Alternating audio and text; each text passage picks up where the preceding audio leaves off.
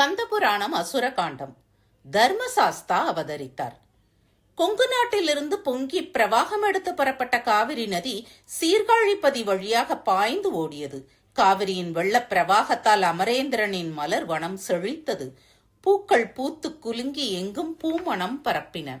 தேவேந்திரன் தாங்கொண்ணா மகிழ்ச்சி பூண்டான்.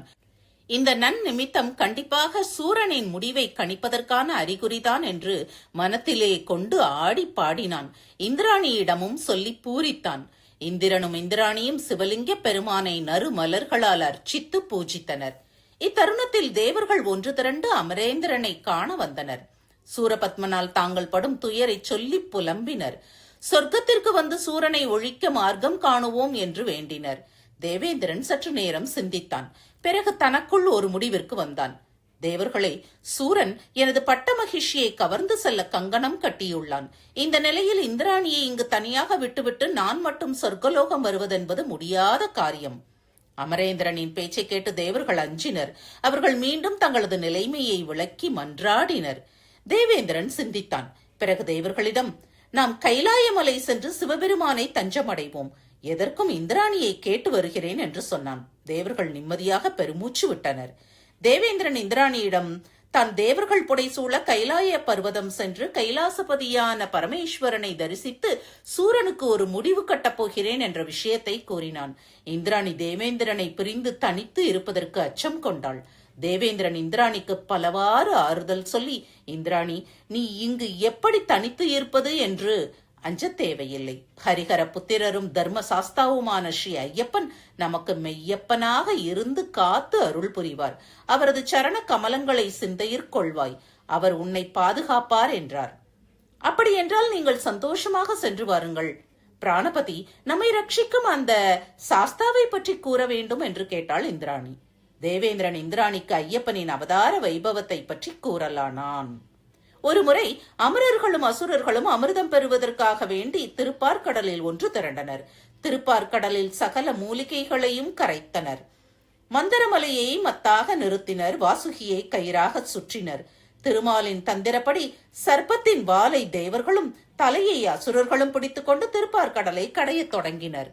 சர்ப்பத்தின் விஷாக்னி ஜுவாலையுடன் கூடிய பெருமூச்சு காற்றினால் அசுரர்கள் தேஜஸ் குறைந்து பலத்திலும் பராக்கிரமத்திலும் குன்றினர்.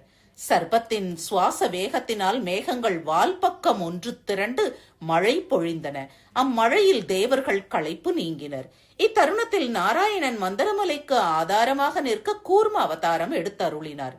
அசுரர்கள் அறியாவண்ணம் தேவர்களுக்கு பற்பல வழிகளில் உதவிகள் புரிந்தார் திருமால். திருப்பார்கடலில் நின்று காமதேனு, பாரிஜாத விருட்சம், அப்சரஸ்கள், சந்திரன் தோன்றினர். ஆலகால விஷமும் வந்தது.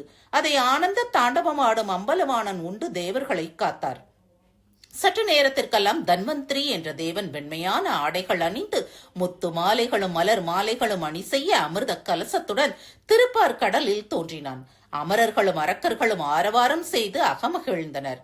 அசுரர்கள் தன்வந்திரி மீது பாய்ந்து அமிர்த கலசத்தை அபகரித்துக் கொண்டனர். அமரர்களை காக்க திருவுள்ளம் கொண்ட திருமால் தனது அம்சத்தை ரூப லாவண்யத்துடன் கூடிய மோகினி பெண்ணாக தோன்றச் செய்தார். மோகினியின் அழகு வதனத்தை கண்டு மகிழ்ந்த அசுரர்கள் காம வேட்கையால் மனம் பேதலித்தனர். மோகினியின் மோக மயக்கத்தில் கையில் இருந்த அமிர்த கலசத்தை மோகினியிடம் கொடுத்தனர். அத்தோடு மோகினியை அடைவதற்காக வேண்டி அசுரர்கள் ஒருவருக்கு ஒருவர் சண்டை போட்டுக் கொண்டனர். இந்த சந்தர்ப்பத்தை பயன்படுத்திக் கொண்ட மோகினி அமிர்தத்தை தேவர்களுக்கு பகிர்ந்து அளித்தாள். அது சமயம் அசுரர்களான ராகுவும் கேதுவும் தேவ உருவம் கொண்டு தேவர்களோடு சேர்ந்து கொண்டனர். மோகினி அவர்களுக்கும் அமிர்தத்தை அளித்தாள். அவர்கள் தேவர்களைப் போல மந்திரத்தை சொல்லி உண்ணாமல் வேக வேகமாக அமிர்தத்தை வாயில் போட்டுக் கொண்டனர். இவர்களது மாய தோற்றத்தை கண்டு கொண்ட சூரியனும் சந்திரனும் இரு அசுரர்களையும் மோகினிக்கு அடையாளம் காண்பித்து கொடுத்தனர். மோகினி மத்தால் அவர்கள் தலையில் அடித்தாள். அமிர்தம் அவர்கள் வாய்க்குள் இருந்ததால் அவர்கள் இருவரது தலை மட்டும் தப்பியது, உடல் மட்டும் வேறானது. மோகினி அவர்களிடம், அமிர்தத்தின் சக்தியால் தலை தப்பிய நீங்கள் அழியாவரம் பெற்றவர் ஆனீர்கள். சிவன் அருளால் நீங்கள் ராகு கேது என்னும் 2 கிரகங்களாக என்றென்றும் நிலைத்திருப்பீர் என்று அருளி அனுகிரகித்தாள். மோகினி அமிர்தம் முழுவதையும் தேவர்களுக்கு கொடுத்தாள். மோகினி ஸ்வரூபமான ஸ்ரீ விஷ்ணு பகவானின் லீலைகளை கண்டு கழித்துக் கொண்டிருந்த ஈஸ்வரர் மோகினி முன்னால் பிரசன்னமானார். இத்தருணத்தில் சிவனும் விஷ்ணுவும் உலகை காக்க ஐயப்பனை அவதரிக்கச் செய்ய திருவுள்ளம் கொண்டனர். திருச்சடை பெருமானின் திரு உள்ளத்தில் அமரர்களுக்கு தொல்லை தரும் மகிஷமுகியை சம்ஹாரம் செய்யும் பொருட்டு ஒரு பாலகனை உற்பத்தி செய்ய வேண்டும் என்ற எண்ணம் எழுந்தது. மகேஷனும் மோகினியும் நாவலத்தீவு என்னுமிடத்தில் சால மர தன் நிழலில் எழுந்து அருளினர். மங்களம் பொங்கும் மார்கழி திங்கள் உத்திராட நட்சத்திரத்தில் விருச்சிக லக்கினத்தில் பஞ்சமி திதி சனிக்கிழமை சுபமுகூர்த்த நன்னாள். ஹரனின் தாமச குணமும் ஹரியின் சாத்வீக குணமும் இணைந்தது. மோகினி ஸ்வரூபமான ஹரியும் ருத்ரஸ்வரூபமான ஹரனும் ஹரிஹர அம்சத்தை பஞ்சாட்சர ஷடாட்சர சக்தியை சிருஷ்டி ஸ்திதி சம்ஹாரங்களை செய்யும் தாரக பிரம்மமாய் சச்சிதானந்த வடிவமாய் தர்மஸ்வரூபமாய் பரம்பொருளாய் திவ்யமங்கள தேஜோ ரூபியாய் 1000 சூரியன் உதித்தார் போன்ற பிரகாசம் பொருந்திய அழகிய குழந்தை வடிவமாய் அவதரித்தது. எப்போதும் தியானத்தில் இருக்கின்ற யோகிகள் தங்களுடைய பாவ புண்ணிய ரூபமான கர்மங்கள் விலகுவதற்கு எந்த ஸ்வரூபத்தை பிரணவ பொருளாக கருதுகின்றனரோ அந்த சிவ விஷ்ணு சக்தி அயோனிஜனாக அவதரித்தது. கரிய நிறம், பவளம் போன்ற செக்கச் சிவந்த ஜடை, தாமரை மலர்ந்தார் போன்ற மந்தகாசம் மலரும் வதனம், பரந்த மார்பு, அணிமணிகள் ஜொலிக்கும் சங்கு போன்ற கண்டம், உபவீதம் அணிந்த தோள், செண்டு என்னும் ஆயுதம் கொண்ட திருக்கரம் தாங்க பெற்று அவதரித்தார் ஐயப்பன். ரிக் யஜுர் சாமம் என்ற 3 வேத வடிவாகிய ஸ்ரீ விஷ்ணுவின் சக்தி ஐயப்ப சக்தியாகி பேரொளியோடு பிரகாசித்தது. இங்கெனும் ஹரிஹர சுத்தன் அவதாரம் செய்ததும் விண்ணும் மண்ணும் குளிர்ந்தன, உக்ரமான காற்றுக்கள் தணிந்தன, மந்த மாருதம் வீசிற்று, நதிகள் தெளிந்தன, எங்கும் சந்திர ஒளி போல நிர்மலமானது. அமரர்கள் பூமழை பொழிந்தனர். நான்முகனும் தேவர்களும் முனிவர்களும் சூரிய சந்திரர்களும் அஷ்டவசுக்களும் கிண்ணறர்களும் கிம்புருடர்களும் கந்தர்வர்களும் சிவ கனத்தவர்களும் சரணம் சொல்லி பாலகனை போற்றி பணிந்தனர். தர்மசாஸ்தா என்று குழந்தைக்கு நாமம் சூட்டி அனைவரும் கொண்டாடினர். தர்மசாஸ்தா தாய் தந்தையர் தாழ் பணிந்து, பிதாவே, நான் இப்பூவுலகில் என்ன பணி செய்ய வேண்டும் என்று அருள் செய்வீர் என்று விண்ணப்பித்தார். சிவபெருமான் பாலகனை ஆறத் தழுவி தமது திருக்கண்டத்தில் அணி செய்யும் ருத்ராட்ச மாலை ஒன்றை பாலகனின் கழுத்தில் ரக்ஷா பந்தனமாக அணிவித்தார். புதல்வா, இன்று முதல் 14 லோகங்களுக்கும் அதிபதியாக தர்ம சாஸ்தாவாக விளங்குவாய் என்று அருள் செய்து ஆனந்தித்தார். ஈசனும் ஈஸ்வரியும் கையிலைக்கு எழுந்தருளினர்.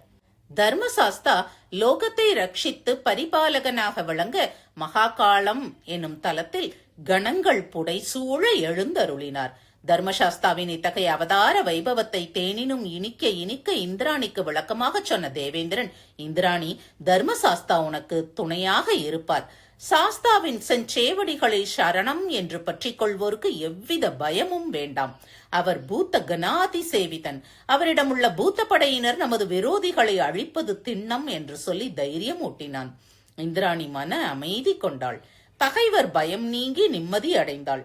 தேவேந்திரன் சாஸ்தாவை 108 நாமங்களால் துதி செய்தான். 1000 கோடி நாமத்தை பக்தி ஸ்ரத்தையுடன் சரணம் சொன்னான். அந்த இடத்தில் பேரொளி பிறந்தது. அன்பர்களை ரட்சிக்க தர்மசாஸ்தா பூத கணத்தவர்கள் புடைசூழ இவர்கள் முன் பிரத்யக்ஷமானார். இந்திரனும் இந்திராணியும் ஐயப்பனை வலம் வந்து நிலம் கிடந்து சேவித்தனர். ஐயப்பன் தாமரை முகம் மலர, தேவேந்திரா, என்னை அழைத்தது எதற்காக என்று திருவாய் மலர்ந்தார். பரம தயாளா, அடியேன் சிவ தரிசனத்திற்காக கையிலை மலை செல்கிறேன். என் பத்தினி இந்திராணியை இங்கு தனியே விட்டுச் செல்கிறேன். அவளை ஐயன்தான் காத்தருள வேண்டும். சூரபன்மனால் ஆபத்து எந்த நேரத்திலும் ஏற்படலாம். பிழை பொறுத்து அருளுங்கள் என்று விண்ணப்பம் செய்தான். ஐயப்பன் மணமகிழ இந்திராணியிடம், நீங்கள் இருவரும் எதற்கும் அஞ்ச வேண்டாம். என் சகோதரர் மகாகாளர் என போற்றப்படும் மகா கணபதி ஒரு அற்புத திருவிளையாடல் நடத்தப் போகிறார். அதற்காக இத்தலத்தில் அவர் எழுந்தருளியுள்ளார். இந்திராணியை அவர் பார்த்துக் கொள்வார் என்று சொல்லி மறைந்து அருளினார். தர்மசாஸ்தா இந்திராணியின் சுபிக்ஷத்திற்காக முழு முதற் பரம்பொருளான விநாயக பெருமானை போற்றி பணிந்து இந்திராணியை ரட்சிக்கும்படி செய்தார். அதன் பிறகு தர்மசாஸ்தா தமது மகாகால திருத்தலம் சென்றார். இந்திரன் இந்திராணிக்கு மேலும் ஆறுதல் பல சொல்லி தேவர்கள் புடைசூழ கையிலை மலைக்கு புறப்பட்டு சென்றான். கையிலை மலையில் நந்தி தேவர் உடைவாளும் பொற்பெரம்பும் ஏந்தி காவல் காத்து நின்று கொண்டிருந்தார். இந்திரன் நந்திதேவரை நமஸ்கரித்தான். நந்திதேவர் இந்திரனிடம், தேவேந்திரா, தேவர்கள் புடைசூழ கையிலைக்கு வந்த காரணம் என்னவோ என்று வினவினார். அதற்கு இந்திரன், நந்திகேஸ்வரா, சூரபன்மன் தொல்லை தாங்க முடியவில்லை. ஒவ்வொரு வினாடியும் பயத்தால் கழிகிறது. அதனால் ஈசனை பார்த்து, குமரன் பிறந்தும் அசுரகுலம் அழிக்கப்படாதது ஏனோ என்று கேட்கத்தான் வந்துள்ளோம் என்றான். தேவேந்திரா, நீ நேரம் காலம் புரியாமல் ஈசனை தரிசிக்க வந்துள்ளாய். ஈசன் தட்சிணாமூர்த்தி கோலம் கொண்டு சனகாதி முனிவர்களுக்கு ஞானோபதேசம் செய்து கொண்டிருக்கிறார். அஞ்ஞனமாயின் எளியவன் இம்மலையில் ஒருபுறம் தங்கி இருப்பேன். என்று நம் ஈசனுக்கு திருவுள்ளம் இறங்குகிறதோ அன்று தரிசிப்போம். அதுகாரும் இங்கு நான் தங்குவதற்கு தேவரீர் அனுமதி தந்தருள வேண்டும். நந்திகேஸ்வரர் இந்திரனுக்கு சம்மதம் சொன்னார். இந்திரன் கைலைமலை சிகரத்தின் ஓரிடத்தில் தேவர்கள் சூழ தங்கியிருந்து மானசீகமாக மகாதேவனான ஈசனை போற்றி பணிந்து வரலானான். வெற்றிவேல் முருகனுக்கு அரகரோகரா.